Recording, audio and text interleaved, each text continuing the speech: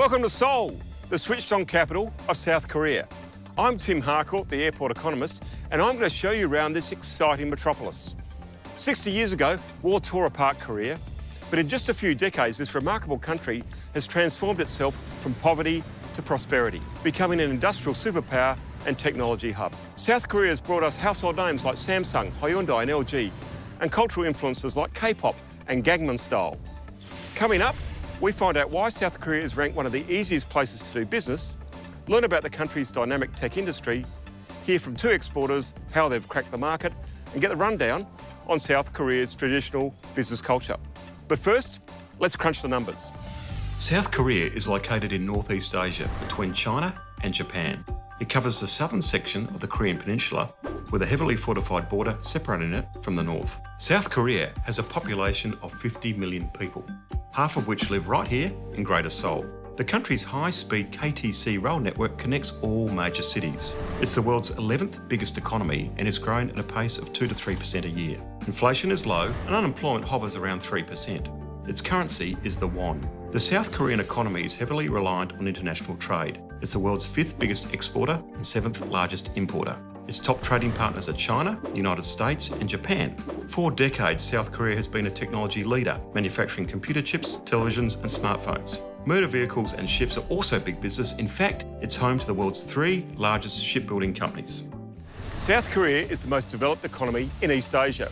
It has world-class infrastructure, intellectual property protection and investment-friendly government.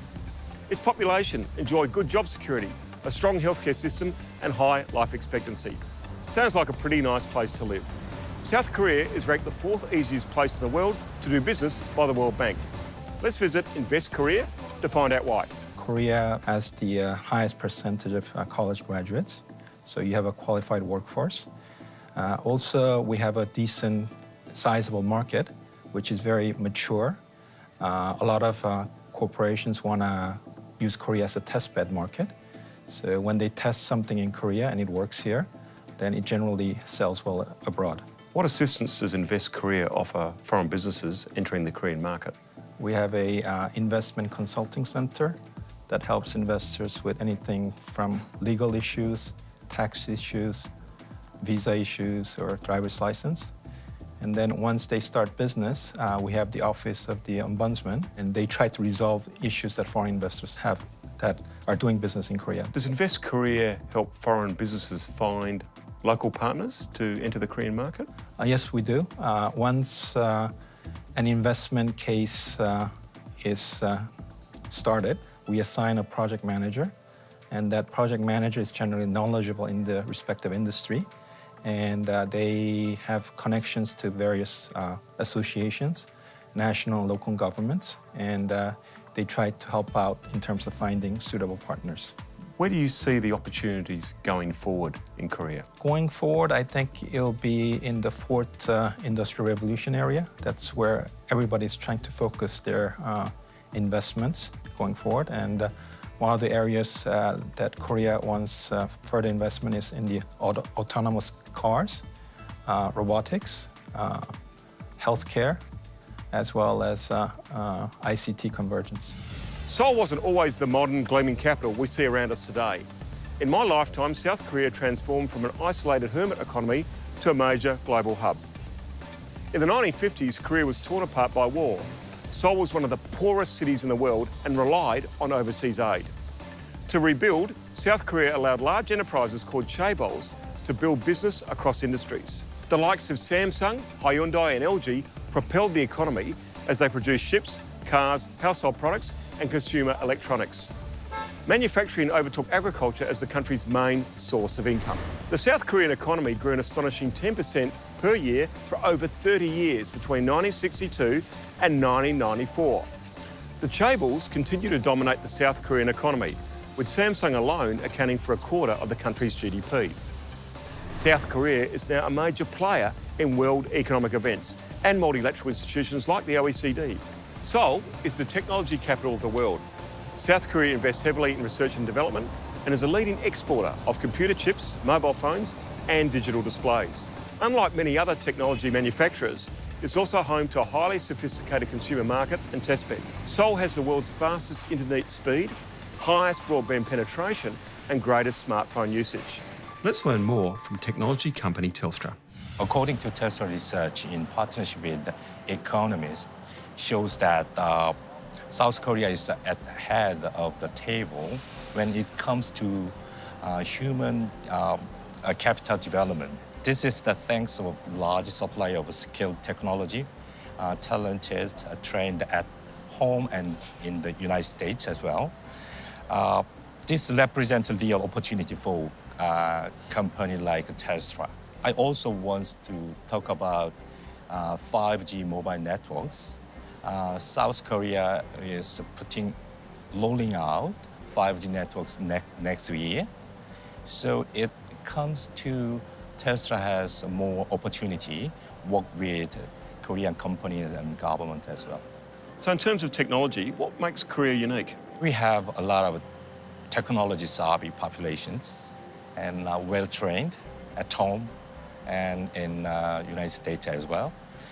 You know, I like to talk about Korea cultural products. We have a famous K-pop and K-drama that driving consumption of digital contents across the Asian and the world. So that is another unique point for Korea. So K-poponomics has driven a lot of the digital activity that we see in Korea now. It's high data consumption about that Korea cultural products across the world. That is our quite attractive market for Telstra. And what would be your tips for a foreign company coming to Korea? Korea has quite unique markets, language barrier, and so they have to have a deep understanding local business culture. Obviously, that comes through from their local teams, and so I can say, therefore, patient and trust and reliability is a key factor to succeed in Korean markets. South Korea welcomes overseas investment. It woos international business and embraces foreign ideas. The government offers a number of incentives to attract overseas business. These include tax benefits, rent reduction, and support for research and development. It's also making market entry easier by reforming regulations on foreign investment and reviewing current restrictions. When entering any new market, take advantage of resources available before you leave home.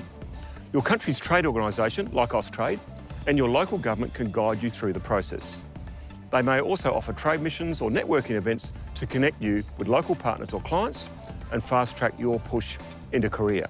One of your first stops here in Seoul should be the local branch of your country's Chamber of Commerce. Let's check in with two of the big ones to hear how they can help. Our mission is to facilitate a business opportunity to New Zealand companies and Korean companies. We do a lot of networking events and also we have a lot of forums. So Graham, are there a lot of barriers to entry when you come to Korea? If you understand the symbolism of the Korean flag, which has got the yin and yang central to it, that's a little bit like coming to Korea and setting yourself up in a new business here. And if you like, the yin of it is that very open to foreign investment, very welcoming of foreign investors. You would struggle to find a place that is as open and as welcoming. That's the yin. The yang side of it is that Koreans like Korean products, they like Korean companies, and they would prefer to do business with a Korean entity than what they would with a foreign entity. So Sunny, what are your tips for coming to Korea? Work with the small, medium companies who actually doesn't have a lot of barriers, the brands or product, so they can focus on your product. They can have a good relationship with the customer. Having a solid marketing strategies that is educational will be extremely important if you wish to gain any form of traction to Korea. Tim, just to add to what Sunny said there, this is a place where you've got to have a long game. You've got to be really patient. You've got to be prepared to bide your time. You've got to be prepared to be here. And there's no instant gratification as an investor coming into Korea. Coming up next, we look at how you can get your products into Korea and set up shop in this dynamic market. South Korea relies heavily on international trade and warmly welcomes foreign business. Let's find out how you can start exporting to Asia's fourth biggest economy. South Korea is more open to business than ever before. There are export opportunities in industries such as food and beverage, wine, aged care, education and financial services. Deals like the Korea-Australian Free Trade Agreement will almost eliminate tariffs on Australian exports to Korea when fully implemented. You could say the two countries have become soulmates. Food security is very important here, and the country has strict labelling and health requirements in agriculture. There's a strong demand for clean and green produce, from fresh fruit and vegetables to meat and grains. South Australian agribusiness Green Wheat Freekeh exports to 17 countries around the world. It recently started selling its unique grain into Korea and has become one of its most lucrative markets. I visited the company's Adelaide headquarters to learn more about Freekeh's unexpected move into South Korea and how it's paying off. Tell us about your product, Green Wheat Freekeh. Unlike farmers who harvest the grain at the end of life maturity, we go and harvest the grain when they are young and green, full of vibrancy and life, and at the peak state of nutrition. We lock in that nutritional value of the grain at that stage of maturity, so you end up with actually what is considered today the #1 super grain in the world today. Now, you've just recently started selling to South Korea. Yes. How did that happen? We were contacted by someone who said he wanted to meet with me and flew all the way from South Korea to Adelaide to meet with me for 3 hours and go home. One buyer came to Adelaide. One buyer. Less than a week later, we get an order for a full container load. And we were about ready to finish the 20-foot container, and he upgraded it to a 40-foot container. And before we finished packing that, he ordered a second container. And before we finished packing that, before that arrived in Korea, he ordered a third container. That is like 140,000 units. Which is an incredibly large quantity of boxes of Freekeh. And it put him as the biggest single buyer of our product in the world. Now, there's one buyer. Yeah. He used TV shopping in Korea. I couldn't really understand why would someone buy such a huge quantity. We've never exported such a large quantity of boxes anywhere in the world. And that's when I discovered that they have like 15, 16 TV channels dedicated to food in Korea. There's about 6 or 7 that are considered the big ones. He paid like $90,000 US for 5 spots on TV.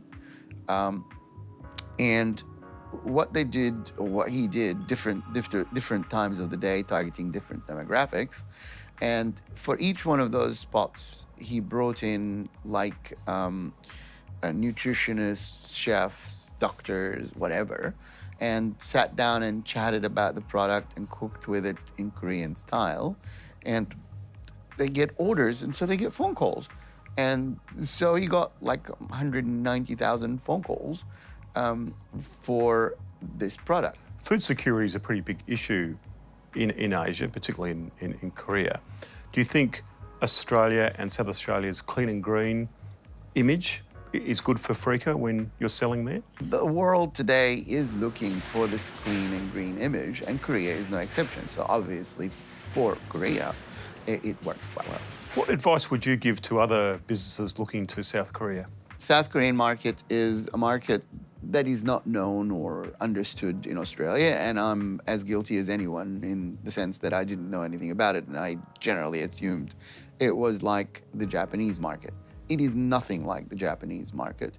In terms of the culture of South Korea, it's completely different from the Japanese and indeed from the Asian or Chinese people. South Koreans are straight to the point, no mess, no fuss. That's it. They like it, they like it. They don't like it, they go away. And so generally speaking, you know where you stand with them very quickly. Let's hear from one foreign business that has successfully established a retail presence here. We are following Australian natural healthcare company Blackmores throughout the series and its journey into Asia. 5 years ago, it moved into the South Korean market. It built its brand through television home shopping and has now expanded into hypermarkets. I sat down with Jake Lee to learn more. South Korea has a long history of taking natural medicine. And we have also, I do believe, is a high demand of high quality of the product, the place like from Australia. So I do believe it's a great potential market opportunity in Korea. So that's why we decided to enter Korean market. What kind of presence do you have in Korea? Is it online or is it bricks and mortar stores? We started in the TV home shopping channel, but now we actually entered in the health and beauty channel, the place like Oliver Young and Watson. And recently also we launched in eMart, the #1 hypermarket in Korea, the nationwide, the number of stores, 150 stores. Now we know that television shopping in Korea is a big, big business. Why is that? TV home shopping is really, really important is one of the good route for the brand building, the brand exposure to the Korean consumers. So many other companies were launching the new product in Korea. They approach in the TV home shopping channel and to brand building. And top of that, later on they approach in different channels to buy the other offline channels. So is TV shopping a good way for a foreign company to enter the Korean market? Yes, this is very quickest way and a very efficient way to enter the Korean market. Because compared with the other retail market, to listing to the new market, the hypermarket, it takes time, 3 to 4 months for the listing. While TV home shopping is very quickly, you can communicate in secure over 1 hour, fully can explain the benefit of your product to the consumers. So Jake, has TV shopping worked for Blackmores? Yes, the record that we had achieved in the TV home shopping sales, we sold over 50,000 bottles of Blackmore Omega in 1 hour show. So what are your top tips for running a successful campaign in Korea in TV shopping? Knowing the audience, your target audience, is important, and also then you have to choose the right time to show. And also you have to explain the benefit of your product. We've learned that TV shopping is a good way to get your brand known when you start up in Korea. But do you follow up with a retail presence? Yes, because of then, if you don't have a presence in the retail store, the people don't get some credibility. So definitely you need exposure in the shelf in the retail stores. It's important. How important is the online portion of your business? And online is so important and growing so fast than any other channel. So online, e-commerce and m-commerce, one of the most fast growing area in Korea. So we're going to focus on this channel. So Jake, Korea is a very sophisticated market. How are foreign brands perceived to the local Korean consumer? Well, it depends on the category and the countries. The product placed from like Australia or New Zealand, Canada is quite a good image for Korean consumers. Blackmores is the #1 vitamin brand in Australia. So definitely that will be helpful to communicate with the Korean consumers. So Jake, what's next for Blackmores in the Korean market? We're going to expand the different channels. The channel like hypermarket and department store, duty-free channel, and health and beauty, and the online channel. On our journey around Seoul, we've learnt South Koreans are tech-savvy, highly educated and open to the world. But there are also many traditional customs stemming from their strong Confucianist cultural heritage. Balancing the new and old Korea in the boardroom can be challenging. Here are a few things I've learnt on my visits to Seoul. Be formal. There's still hierarchy in Korean organisations, so you need an official introduction at the right level. Don't be overly legalistic. Koreans prefer flexible memorandums of understanding, or MOUs. Be firm but patient. Koreans don't like pushy negotiators. There is a bali or hurry aspect of Korean life, but not when doing a business deal with a foreign partner. Saving face is an important aspect of culture in East Asia, including in Korea. Treat your associates with respect and avoid a scenario where they may lose face in front of others. And finally, bring a gift. Corporate gifts are often exchanged in Korean business meetings. I visited the Grand Heights Seoul to learn more about the importance of entertaining in local business culture. The dinners are usually quite formal at the beginning.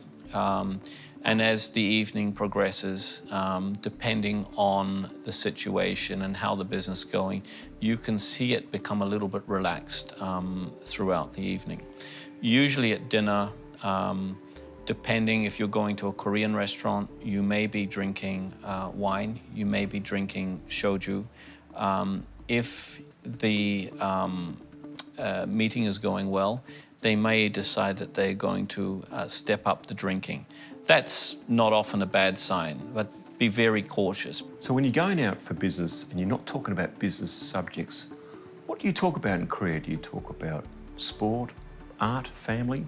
I've found conversations on music. Koreans know their music extremely well. They know their sport. What is also good to start conversation is talk about something that Korea has been successful in, right? Because making a Korean very proud of their country and very nationalistic will help you break down barriers. What districts would you recommend for dining out in Seoul?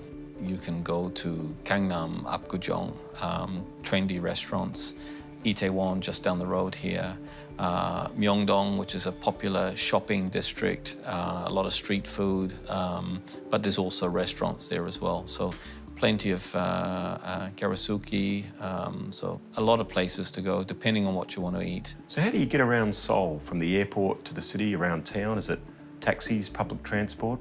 There's a great subway system here. The airport has a high-speed train. I think it's about 43 minutes from Incheon Airport to Seoul Station, and from Seoul Station you can taxi or catch the subway through the city.